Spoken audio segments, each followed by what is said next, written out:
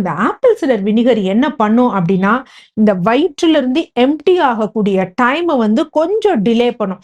So கொஞ்சம் delay பண்றதுனால, ரத்தத்தில் சர்க்கரை அளவு கொஞ்சம் கொஞ்சமா தான் வந்து ரிலீஸ் ஆகும். ஸோ அதனால தான் என்ன அப்படின்னு பார்த்தீங்கன்னா, பெருசா பிளட் சுகர் லெவலும் இன்கிரீஸ் ஆகுறது கிடையாது. அதே மாரி வெயிட் லாஸ்க்கும் ஹெல்ப் பண்ணுது.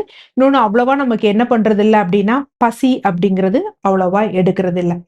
அடுத்து ப்ரோபயோட்டிக்ஸ். நார்மலா ப்ரோபயோட்டிக் ட்ரிங்க்ஸ் ஏதாவது எடுத்தாலும் சரி, யோகர்ட் எடுத்தாலும் சரி, இல்ல நம்ம நார்மலா இருக்கக்கூடிய தயிர் எடுத்தாலும் சரி, வேற சவர் கிராஃப்ட் நெறைய இருக்கு. கெஃபிர் இந்த மாரி எது எடுத்தாலும் சரி. ஆனா எதுவுமே சுகர் பேஸா இருக்கக்கூடாது. அதுல நம்ம ரொம்ப தெளிவா வந்து இருக்கணும். மோருக்கு ஃபர்ஸ்ட் பிரிஃபரன்ஸ் வந்து குடுப்போம். ஸோ அதுக்கடுத்து இல்லனாலும் கெஃபிர் இந்த மாரி எடுத்துக்கலாம்.